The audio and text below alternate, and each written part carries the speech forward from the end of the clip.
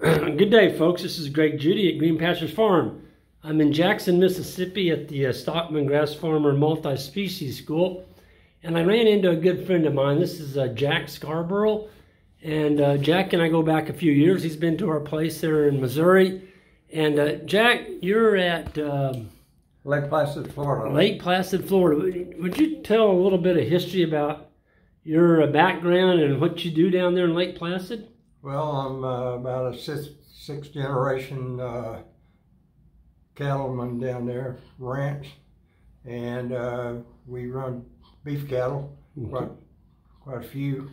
Yep. And that's citrus, and I'm here trying to learn how to do it better. Yeah. When you say citrus, you're talking about like oranges, tangerines, stuff like that? Citrus to us is oranges. Yep. We produce oranges to make orange juice. Well, you're here with your son. Your son decided to come back to the farm? Yes. And so you all are kind of a team now? Yep. That's awesome. He was telling me a little history of your farm, that you guys actually settled in that area of Florida. Was it like 1860? Something like that? Well, my great-grandfather moved down from North Florida right at the end of the Civil War. Wow. And we've been there ever since. Yeah, yeah. You've run a lot. In the past, you and your brother, you all used to run quite a few cattle down there. We're talking, several thousand head. Yeah. And you've got some challenges down there.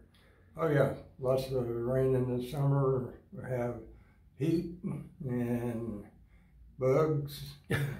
Crocodiles. Yeah, alligators. Alligators, I shouldn't say crocodiles, alligators. But and one of the major things that we have to deal with now is people. Yeah. I mean, people moving there. That we're not an agriculture. Like when I was young, it was all pretty much agriculture except along the coast. Now we're being invaded, and we're having to adjust for that. Yep, yeah. So you've been in this area your whole life, and so your challenges today are basically the displacement of land with people. People are coming in and building houses on it, and it's not agricultural anymore. Yeah, that's right. Yeah. Well, it's funny. It's not funny. To me, it's amazing that here you are. You're up here at a grazing school in Mississippi, and you're trying to learn even better ways to run livestock and such. And Jack, how old are you? I'm 81 years old. 81 years old. Yeah. And you're still learning. I'm still very active in the business. I still drive tractors, ride horses, do whatever got to be done, build fence, and probably won't ever quit. And health is good, and I got interested in this when I'm going to say about 15 years ago. I learned how to operate a cell phone and a computer, and I do a lot of reading, and I started picking up things on the computer. It was like having a constant encyclopedia. So I did that, and I got so interested in what other people had done, and with intensive grazing, mob grazing, I got very interested in it, and I tried it, and about 6 years ago I put in a small group of heifers in an area, and I said, man, I got to have more of this. So today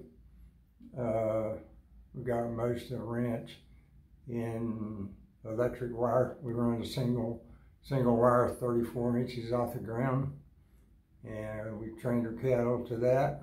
Yep. And it's worked out great, and we're trying to improve the ground now. Yeah. By using the cattle as a tool. Right. Graze. And I came here to learn about sheep, and if they would be a tool for us and another source of income. Mm-hmm. And I'm impressed with what I heard from you. Yeah. Well, you know, you were talking earlier about your smut grass.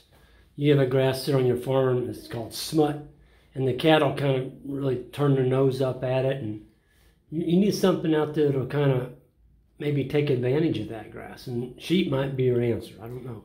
Well, here's the issue. It's one of the highest nutritional value grass we have, very high in protein, but once it gets mature, they don't eat it. Yep. So we spend money with John Deere tractor and batwing mower, mow thousands of acres, just so the cattle get on it and eat it then. But I'm tired of buying fuel and parts for the John Deere, and I don't really like staying on it all the time. Yep. So I said, well, let's see if we can eat our way out of this problem. There you go. And so we're going to try the sheep. Well, I was talking to your son a while ago, and we were conversing. He goes, Greg, I wish I'd have known the information that I learned in the last 2 days back years ago when he ran a lot of cattle. He said, man, I could have made so much more money. Yeah. And it just makes economical sense in the things that we're talking about here. Yes, it does. It's just, you know, it's amazing that, you know, sometimes I can't believe I couldn't see a long time ago, you know, the direction they were headed, because my father and my grandfather, they didn't buy medicines, and they didn't have many tractors. They didn't have the big tractors like we have. And so I said, well, you know what that equates, all that has equated to more cost. And I said, if we do away with the cost, we make a lot of money. There you go. There you go. Jack, that was probably the most simple said statement that I've heard today that makes the most sense. Because when you eliminate a cost, it goes to your bottom line immediately. Yes. It's the same thing as making a profit. Yep. Yep. So, well, Jack, you're always an inspiration to me. The first time I met you, I think it might have been 2 or 3 years ago. You were probably about 78 at that time. And I'm like, what's this guy doing? You're 78 years old. You ought to be taking it easy and kind of laying back. But I think the secret to your health and the way you get around is you are still active. I love, I'm never going to retire. When I retire, I'll be dead. And I love doing it. I love, you know, really, I talk about money, but it's not, I never have been that. We've got to have money. Yep. We got to live. We got to pay for things. I understand that, but it's just about doing something better, and I have a purpose. Yes. It gives me a purpose to change from traditional ranching, which I was raised in that, and to be able to do this and have people like you to help us do it. It's just amazing to me. Well, Jack, I tell you what, I think, and I told you this earlier, you are one of my heroes. I hope that I can be as good a shape as you are and as passionate about regenerative agriculture when I'm 81 as you are today. And thank you so much for this interview. Hope to remain friends with you for many years in the future, and the best of luck to you and your son. And thank you for this interview.